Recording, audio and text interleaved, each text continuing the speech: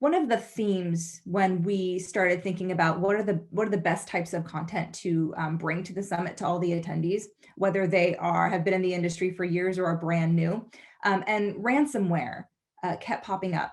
And Chris Krebs even mentioned it during his keynote. Ransomware is everywhere, and it is impacting organizations in ways that we tended to not expect years ago.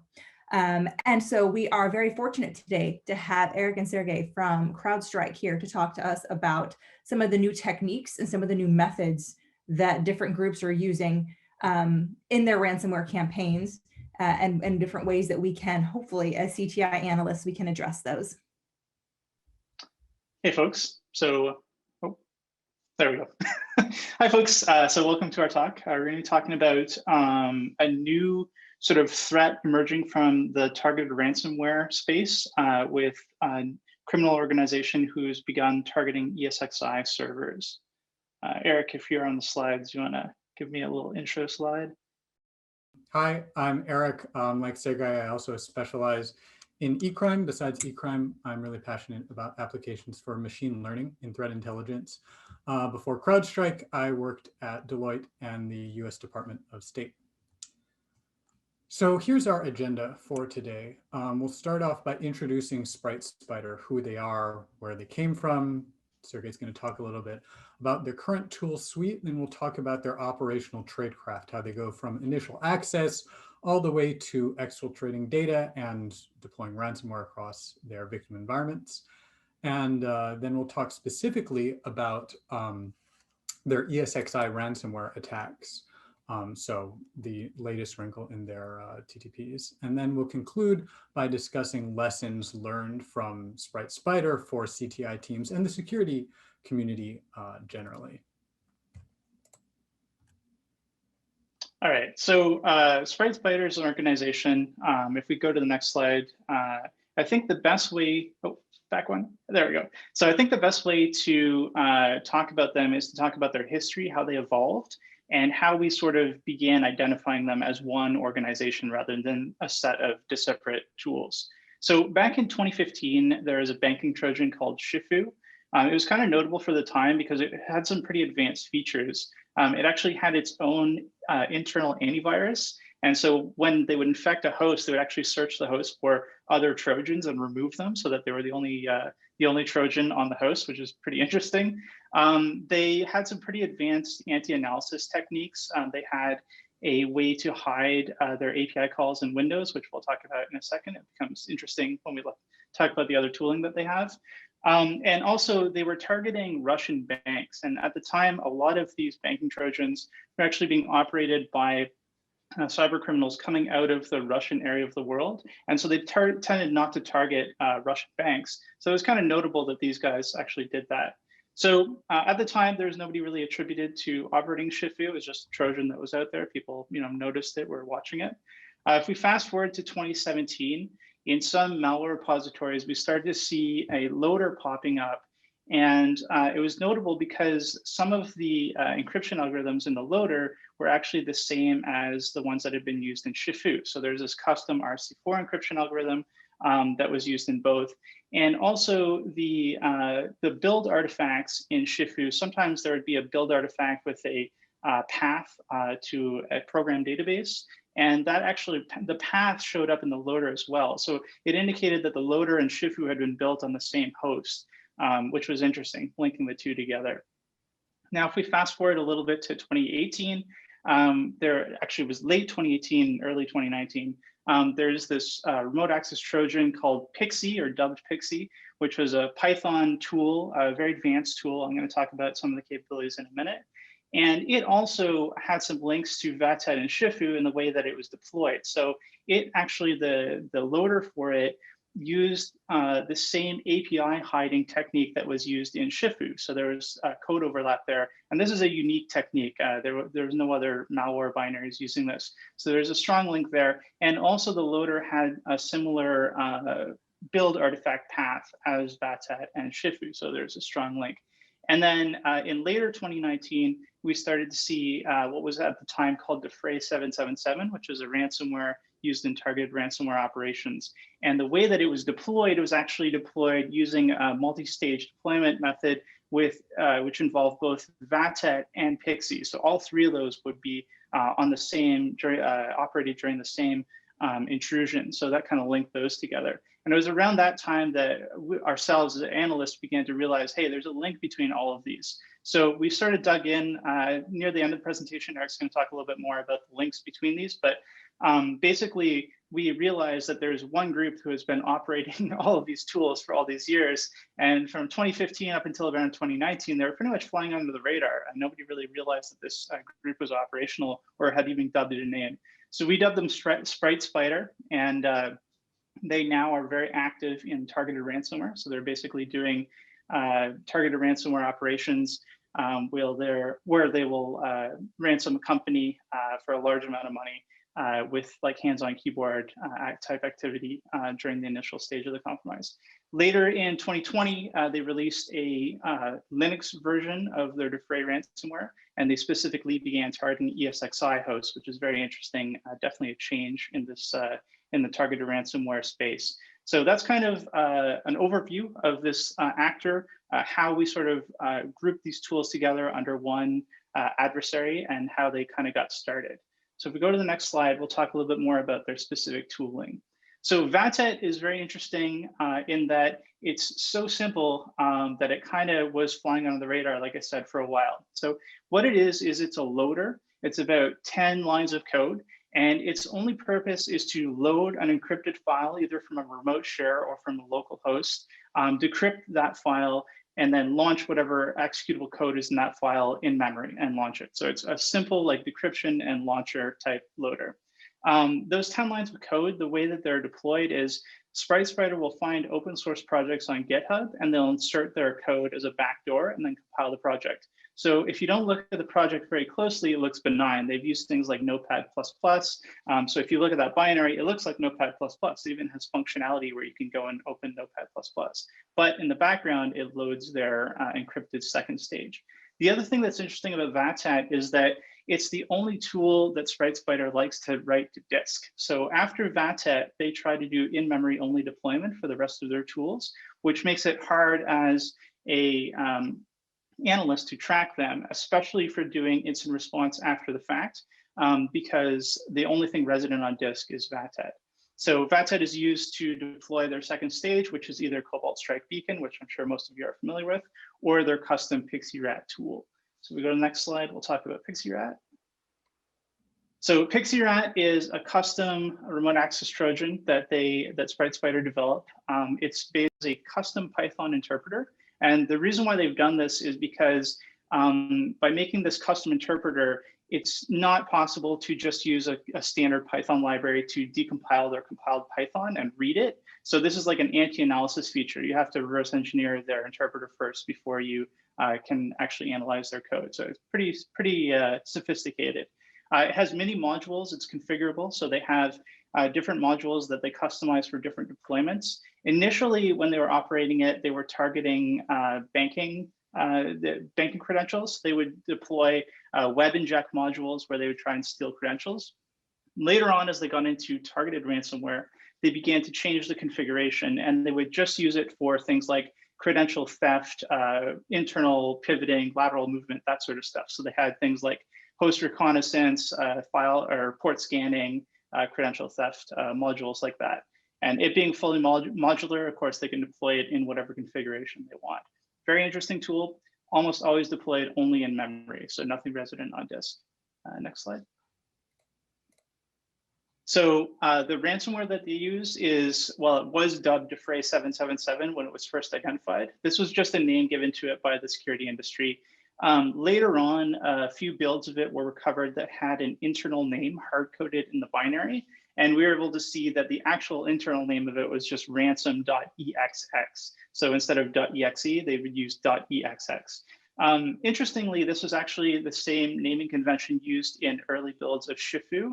So that .exx extension was something that was common between Shifu and Defray. So Defray, as far as ransomware goes, is very simple. All it does is basically recursively scans through directories, finds files, and encrypts them. It'll encrypt the files with AES ECB with a generated key per file. It has an embedded public RSA key, which they then use to encrypt the file encryption keys. If you pay the ransom and get a decryptor, the decryptor has the private key, corresponding RSA private key, so you can decrypt the file encryption keys and then decrypt the files. This is very standard for most targeted ransomware operations. This is kind of the model that all of them follow. So there's nothing really special there. The only thing interesting about this binary is that, again, like all Sprite's tools other than VATET, it's designed for in-memory deployment. So it has a custom DLL reflective loader, that's a hard one for me, which they use to deploy the ransomware in memory. And of course, there's a new ELF version, which I alluded to earlier. We'll talk about that after we talk a little bit about their deployment techniques. Awesome. Thank you for giving us the overview of the tools, Sergei. So now I'm going to talk about the operational tradecraft of Sprite Spider, how it uses all those to accomplish its objectives. So overall, Sprite Spider uses two main types of initial access mechanisms. The first is compromising vulnerable internet-facing Citrix application delivery controllers, or ADCs, as well as pulse secure VPNs. They're using a couple of publicly disclosed CVEs for those, which are very useful because these are devices that have to face the internet. Additionally, it's clear they have likely purchased access from Lunar Spider, who operates the BokBot Trojan. So this is in a couple of cases where you have infections by BokBot. Again, it's operated by a different actor, but shortly thereafter, there's an infection that we believe to be operated by Sprite Spider. In either case, once they've gained access, whether via the exploits or via BokBot, they'll use PowerShell commands to install VATET, and sometimes they'll directly use those to run CrowdStrike as well. For VATET, they've used a variety of persistence mechanisms, primarily entries in registry run keys, as well as WMI event subscriptions. Then, of course, they'll start enumerating their target environment, particularly profiling the Active Directory environment using tools like SharpHound.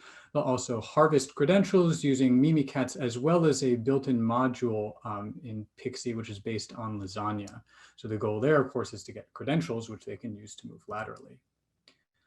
Once they have those credentials, they'll obviously use those authenticating wherever they can throughout a network, ideally as an admin. Then on additional systems, they will similarly deploy VATET or CrowdStrike directly. VATET will load the second stage DAT, as Sergei mentioned, which will frequently be the Pixyrat, but may also be a CrowdStrike beacon as well. They heavily use CrowdStrike's SMB beacons, which allow you to tunnel C2 traffic throughout a network as well. And, on every system, profile it some more, dump all the credentials you can, use those to authenticate, so on and so forth, moving laterally to ultimately compromise victims' domain controllers. They'll use the Pixyrat's data harvesting capabilities to gather files that they think would be of interest. They'll stage those, compress them, and upload them to the Mega hosting service, which is a pretty popular hosting service used by a variety of ransomware actors. Frequently, they'll actually stage the data on the DC before exfiltrating. Once they have control of your domain, of course, they will then deploy Defray 777 at scale. Sprite Spider did join the dedicated leak site game a little bit later than some other actors. They created this site in late November 2020. So currently, Defray 77 ransom notes contain a link to a victim-specific portal on this site, which is, of course, hosted on Tor. You can see a screenshot here, which essentially says, we've encrypted your systems. Please give us a contact email address if you want to get in touch and submit a file to prove that we can decrypt it. Pretty standard stuff. They also have a countdown timer. They typically do not leave people a lot of time, typically just a couple days. So that puts a lot of pressure on their victims. And obviously, if they don't pay the ransom, then they publish the files to the public site. This represents an operational security improvement. Before the dedicated leak site and these victim portals, The ransom notes listed either a bit message contact or a Proton mail address, but by using this portal, it avoids exposing these email addresses to security researchers. But they're still using emails to correspond, so it's better in some ways than a portal with a key, because those chats, on a portal, if you have the key, can unlock those. So it's pretty good, their operational security here. In terms of victimology, they're opportunistic to the point of being indiscriminate, really. You see some flags here. They've hit the Americas, Europe, Asia Pacific, and the Middle East. They seem to have no restrictions on geography and are willing to target healthcare entities as well as local and national government agencies. And that's notable because there are a few ransomware actors who have specifically claimed that they do not target either healthcare or government, nonprofit, or a combination thereof, but Sprite Spider has no standards. Additionally, you see the flag of Ukraine here. This is fairly atypical. Most ransomware actors are based in the Russian-speaking world and do not target the CIS countries or the Russia-speaking world in general, but Sprite Spider clearly was willing to target a victim in the Ukraine. And this makes sense because their ransomware does not have a victim language check, while a lot of other ransomware actors do. So now moving on to ESXi, which is the latest wrinkle in their TTPs. And just by way of introduction, ESXi is a type of type 1 hypervisor technology developed by VMware. And so you can use an ESXi server to manage multiple VMs. So how do they get access? They use the stolen credentials we mentioned earlier, that the same credentials typically that they were using to move around a network can frequently get them into vCenter. vCenter is the web interface you can use to manage multiple ESXi devices as well as the VMs hosted on those ESXi devices.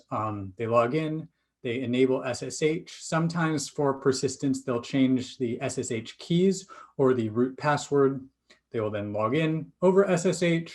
They'll kill running VM processes. We've seen them uninstall FDM or Fault Domain Manager, which is a utility that tries to reboot VMs when they crash. And having done all that, they will then execute the ELF binary out of the temp directory, which of course results in encrypting all of the virtual machines and their associated files that are hosted on a particular ESXi device. Thus, running the ransomware once affects a whole bunch of systems potentially. So we'll take a minute here to talk about their Linux version of Defray. So ESXi is a proprietary OS that runs on those boxes, but it's Linuxy, so it's sort of based on Linux.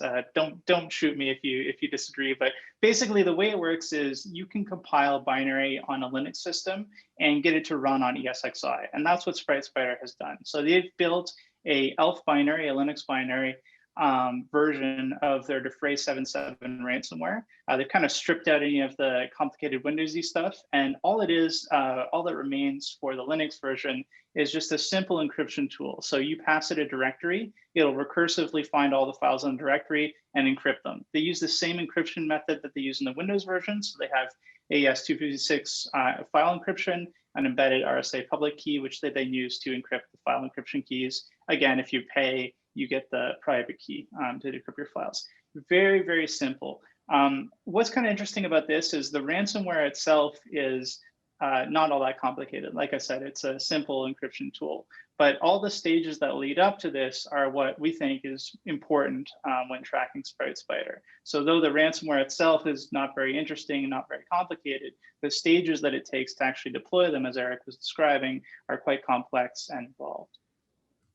Next one there, Eric. There we go.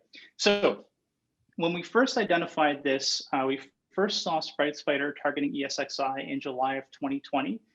Like we described before, prior to this, usually a targeted ransomware attack, you would just see the threat actor trying to encrypt as many systems on the network as possible in order to put pressure on the company to pay.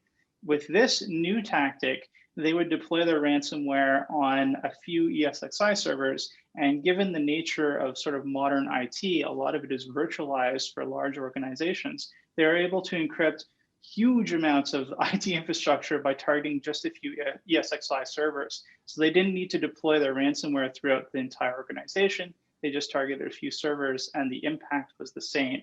So it actually ended up being a very good strategy for the ransomware operators. And unfortunately, as defenders, it's pretty impactful. Now, surprisingly, in August 2020, shortly after SPRITE SPIDER began targeting ESXi, we saw Carbon Spider begin to target ESXi. Carbon Spider we attribute as the operators and developers of DarkSide ransomware, which you might have heard of. It's making some news lately. So what they did was they built their own Linux version of DarkSide, and they began to also target ESXi. So now we have two threat actors independent of each other targeting ESXi. So we think, based on the impact, the return on investment for the threat actors, they don't have to deploy their ransomware throughout the whole environment. They just target a few servers. They're able to encrypt large amounts of IT infrastructure if it's virtualized. We think that this is going to be a trend going forward and definitely something to watch. Both Carbon Spider and SPRITE Spider remain extremely active in 2021, and they are both continuing to target ESXi hosts. That seems to be a standard TTP for them.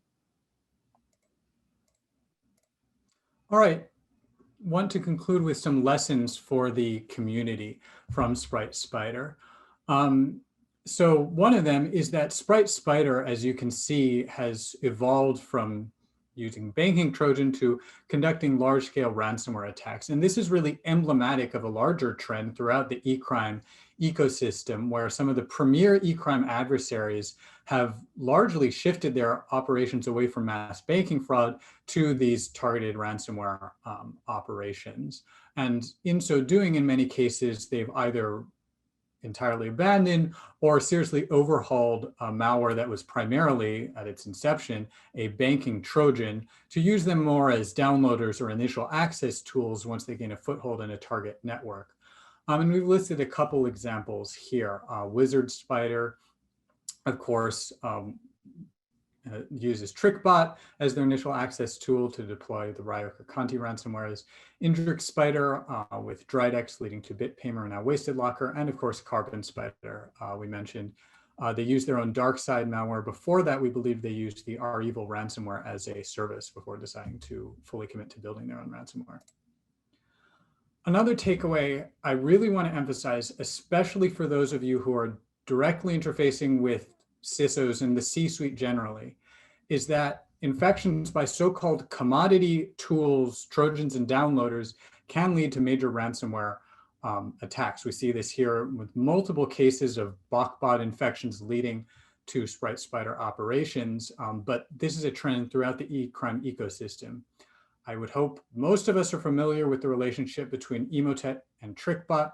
If you have an Emotet problem, you're probably going to have a TrickBot problem. And as we just said, if you have a TrickBot problem, you're going to have a Ryuk or Conti problem. But it's not just Emotet and BotBot. It's a lot of other so-called commodity tools like Zloader, QuackBot, and numerous other ones that are being used as essentially initial access tools that can lead to major ransomware attacks. And so, the profile of the victim environment, they'll see, oh, this is joined to an Active Directory domain. It's probably a worthwhile target for a ransomware actor. And so in many cases, the operators of these bots will probably hand them off to another actor. So your SOC can't just sleep on these and say, oh, it's a commodity infection, we'll get to it when we get to it.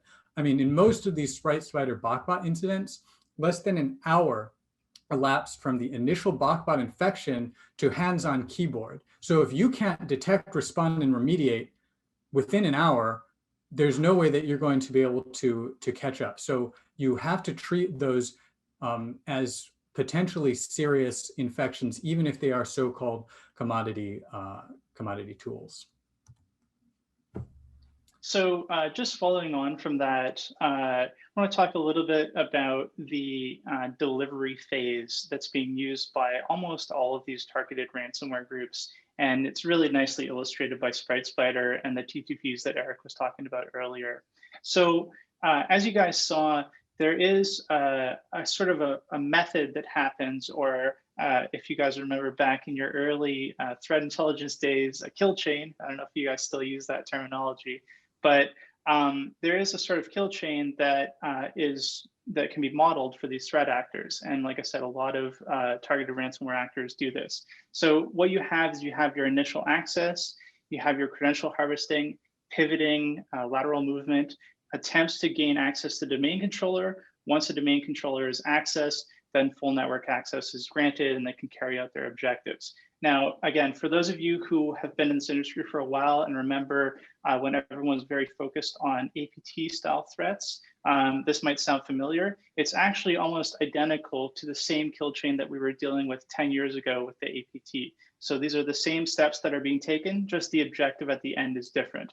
They even do data exfiltration, as Eric was saying, but with a different objective. They're not doing it for espionage, they're doing it in order to leak it and put pressure on the victims. So even that's the same or similar to these older APT style attacks, which are still happening today. But it's just interesting that this very closely mirrors those types of attacks. So we already have a good model for tracking those, right? Like I said, we have probably over 10 years in this industry tracking those types of threats. So the same model can be applied here for targeted ransomware.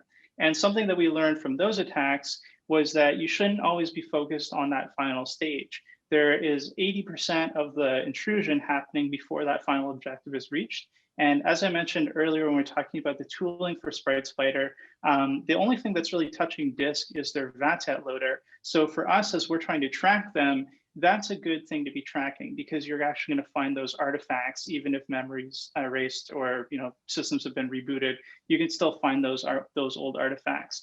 Whereas the later stages, and especially the ransomware, is almost always deployed in memory. So there's a chance that you may not be able to recover it, and it's hard to track. So this is kind of a good model to think about.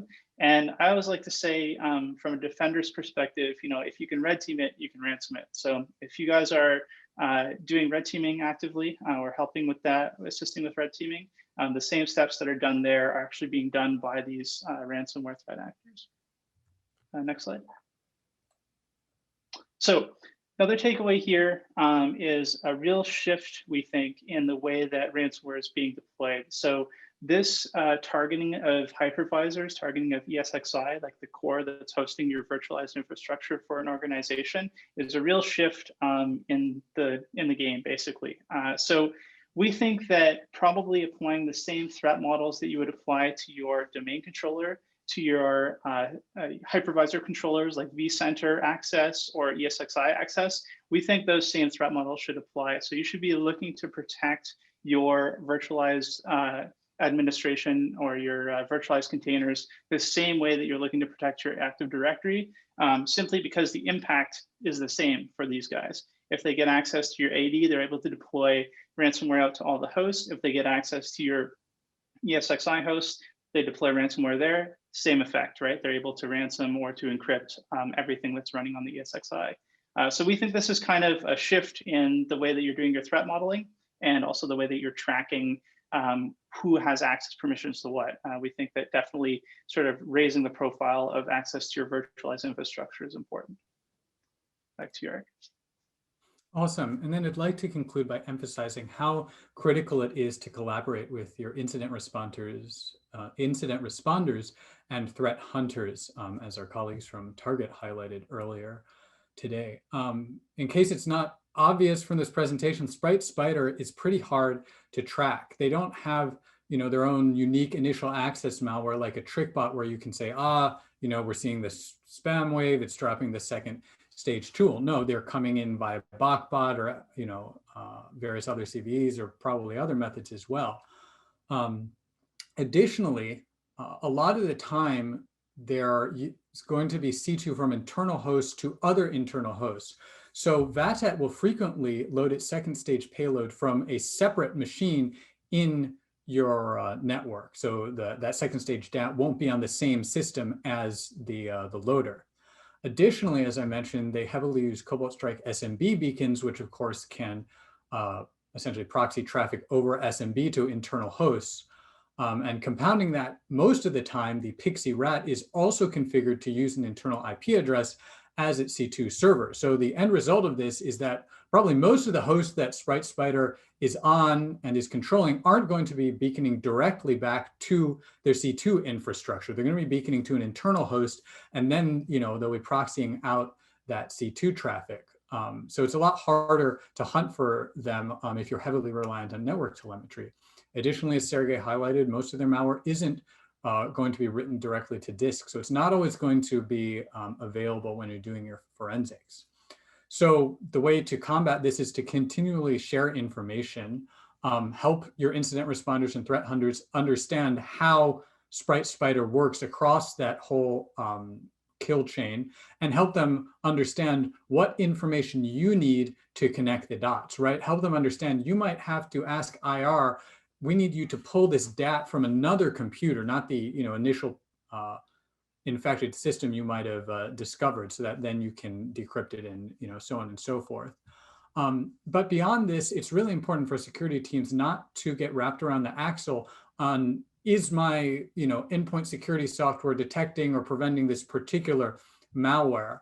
You need to focus on the whole kill chain and making sure that you have controls for detection and, as I mentioned, response across that kill chain. And then, of course, the adversary is good at updating their tools. So YAR rules aren't always going to be perfect, even if you have your malware analysis pipeline automating ingestion. So be prepared to do other kinds of hunting, like tracking malware metadata. There's a great presentation on XStart talking about the value of import hashes, build paths, that sort of thing. Even unique file names. Frequently, the second stage DAT will have a somewhat consistent file name as well. So you can use those to augment YAR hunting as well. So that concludes our talk. I hope it's been informative, and we'd be happy to take any questions you might have at this time.